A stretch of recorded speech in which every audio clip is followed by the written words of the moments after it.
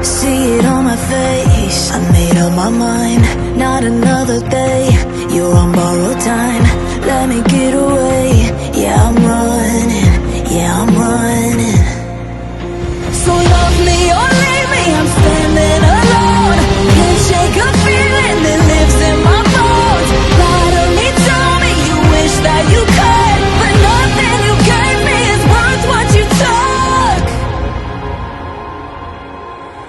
'Cause baby when I'm gone for good.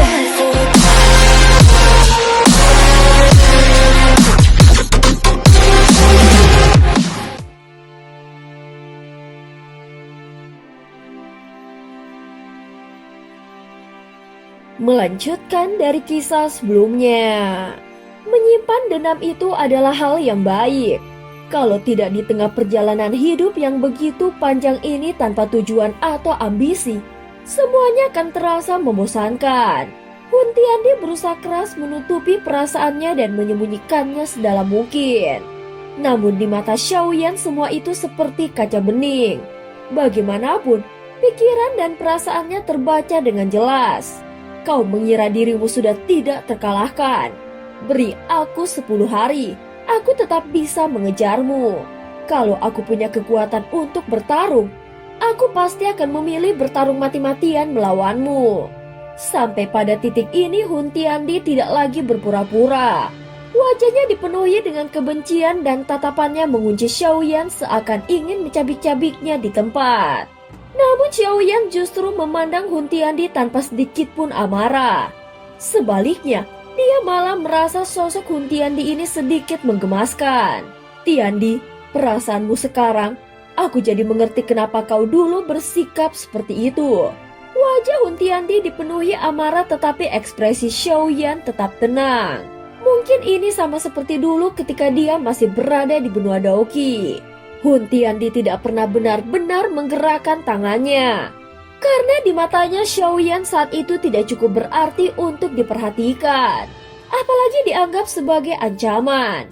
Bahkan dia sempat menaruh sedikit harapan menunggu sampai Xiaoyan benar-benar tumbuh kuat suatu hari nanti. Sehingga keduanya bisa berdiri sebagai lawan sejati. Kalau hari itu tiba, pertarungan pasti akan terasa memuaskan. Dan sekarang Xiaoyan melihat Huntiandi bukan lagi sebagai musuh, tetapi juga sebagai sumber peluang. Sebuah anugerah bahkan sebagai ujian bagi hatinya. Walaupun kau musuhku, aku tetap bisa memberimu sebuah kesempatan, ucap Xiaoyan dengan tenang. Dia segera membagi seberkas kekuatan pemahamannya kepada Huntiandi, membuat tingkat kultivasi Huntiandi langsung menembus batas. Bahkan Xiao Yixian terkejut saat melihatnya. Baginya, Huntiandi adalah musuh bebuyutan yang tidak bisa hidup berdampingan. Dia tidak mengerti mengapa Xiaoyan mau membantunya. Xiao Yixian tidak bertanya. Dia hanya berjalan bersama Xiaoyan menuju kediamannya. Berbeda dari bangunan-bangunan lain yang berwarna hitam suram, tempat tinggal Xiao Yixian ini terasa seperti dunia yang lain begitu memasukinya. Tempat ini sangat luas dan dipenuhi berbagai bunga abadi. Demi pertumbuhan bunga-bunga tersebut, Xiao Yixian bahkan menempatkan berbagai wadah bercahaya di sekelilingnya. Meski semua ini indah, namun tidak ada satupun bunga yang tidak mengandung racun. Xiaoyan tidak berdaya. Tetapi dia tahu bahwa Xiao Yixian belum sepenuhnya bisa menerima dirinya lagi. Tempat ini, ucap Xiao Yixian pelan dan wajahnya sedikit memerah. Mereka terus berjalan di tengah hamparan bunga. Dan susunan tempat ini mirip sekali dengan lembah tempat mereka pernah bersama di masa lalu. Tidak terasa ribuan tahun sudah berlalu. Waktu benar-benar seperti mimpi. Banyak yang telah berubah. Tetapi bisa bertemu lagi hari ini sungguh sulit dipercaya, ucap Xiaoyan dengan senyum tipis. Xiao Yixian hanya mengangguk. Mereka terus berjalan berdua dalam diam seolah kembali ke masa lalu. Silahkan duduk. Aku akan membuatkan tehnya meskipun tehnya tidak istimewa, ucap Xiao Yixian saat mereka tiba di sebuah pavilium di tengah taman bunga. Dia menyeduh teh dengan gerakan yang lembut. Sepertinya ini adalah pertama kalinya dalam ribuan tahun dia membuatkan teh untuk orang lain. Biar aku saja, ucap Xiaoyan. Dan saat itu tangan mereka tidak sengaja saling bersentuhan di atas cangkir. Xiaoyixian refleks menarik tangannya dan wajahnya semakin memerah. Dia segera berdeham pelan untuk mengurangi rasa canggung di antara mereka. Namun suasana itu terpotong ketika sebuah suara tiba-tiba terdengar. Xiaoyixian langsung terkejut. Sementara Xiaoyan tetap tenang. Tidak usah khawatir, ini temanku. Xiaoyan segera menjelaskan. Ternyata yang datang adalah Ye Beijing. Dia menatap Xiaoyan dan Xiaoyixian bergantian lalu berkata secara belak-belakan. Dia ini bukan cuma temanmu, tetapi lebih mirip kekasih lamamu. Ucapan Ye Beijing tepat sasaran, dan wajah Xiaoyixian langsung memerah. Sementara Xiaoyan hanya bisa tersenyum pasrah. Baiklah, kami butuh sedikit ruang, ucap Xiaoyan sambil mengerutkan kening. Ye Beijing tampak cemberut, tetapi akhirnya langsung menghilang lagi. Sekarang tentang mantan pemimpin istana saat kematiannya. Apakah kau melihatnya dengan mata kepala sendiri? Tanya Xiaoyan. Xiaoyixian termenung sejenak lalu mengangguk. Aku melihatnya. Sosok itu tinggi menggunakan kekuatan api untuk melenyapkan segalanya dalam sekejap. Xiaoyan mengangguk tipis. Jelas dia percaya pada ucapan Xiaoyixian. Bagaimanapun, orang yang dimaksud sudah lenyap bahkan sebelum dirinya sempat turun tangan. Lalu apa rencanamu selanjutnya? Sepertinya istana 10.000 iblis ini tidak terlalu damai, ucap Xiaoyan. Tempat ini seperti dunia iblis, dipenuhi aura pembunuhan yang pekat. Namun justru lingkungan seperti inilah yang melahirkan para ahli dengan kekuatan menakutkan. Dan kebanyakan dari mereka memang tidak menempuh jalur kultivasi yang ortodok. Tetapi setiap orang punya pengalaman berbeda sehingga jalan kultivasinya pun berbeda. Tidak ada yang benar atau salah secara mutlak, ucap Xiaoyan. Jika istana ini terus berjalan seperti ini, maka kekacauan justru menjadi bagian dari keberlangsungannya, bahkan menjadi aturannya. Menurutku, jalan ini tidak salah. Memang benar cara ini bisa melahirkan lebih banyak ahli. Tetapi saat mereka sudah menjadi lebih kuat, kebanyakan tidak bisa lagi dikendalikan.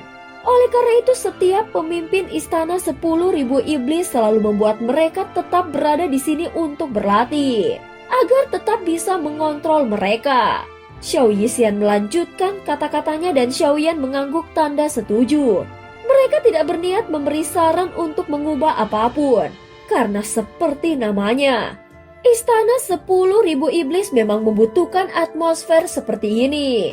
Jadi tidak perlu diubah. Mulai sekarang, tempat ini akan kau pimpin. Mereka semua memiliki segel jiwa pemusnah. Kalau ada yang membangkang, bunuh saja mereka, ucap Xiaoyan dengan tegas. Xiaoyixian segera mengangguk setelah mendengarnya dan tentu saja dia mengerti apa maksud Xiaoyan. Mengendalikan istana sebesar dan sekuat ini bukanlah perkara mudah.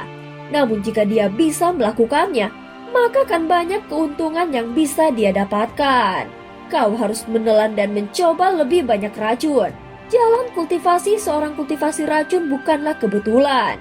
Jika menjadi cukup kuat, kau bisa mengguncang dunia. Selain itu, waktu di dunia sensi sudah tidak banyak. Perang besar akan segera pecah. Dunia sensi membutuhkan ahli seperti itu, ucap Xiaoyan dengan nada suara yang serius tanpa sedikit pun basa-basi. Dia sungguh percaya bahwa jika Xiaoyixian bisa tumbuh lebih kuat, dia akan menjadi kekuatan penting yang mampu berdiri sendiri.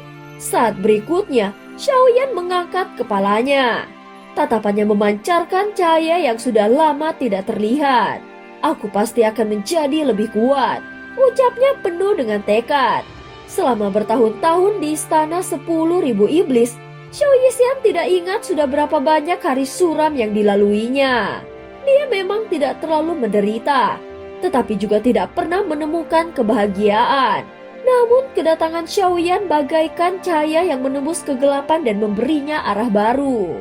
Aku percaya padamu. Dalam waktu ini aku akan membantumu mencari bahan-bahan beracun untuk membantumu berkultivasi. Kalau ada keadaan darurat, hancurkan giok ini. Meski aku tidak ada di sini, Para ahli dari alam dewa kuno akan datang untuk membantumu, ucap Xiaoyan sambil menyerahkan sebuah giok kecil. Di wilayah Sensi, Istana 10.000 Iblis adalah salah satu kekuatan besar. Untuk menghadapi perang melawan Taisu, maka seluruh kekuatan di dunia Sensi harus bangkit dan bersatu. Xiaoyan sangat paham bahwa kekuatan besar ini tidak boleh dibiarkan tercerai-berai, sehingga dia berusaha mengendalikan mereka sejauh mungkin agar kelak semua kekuatan bisa diarahkan pada satu tujuan yang sama. Dan cerita pun berakhir. Terima kasih udah dengerin Mihu dari awal sampai akhir ya. Sampai jumpa.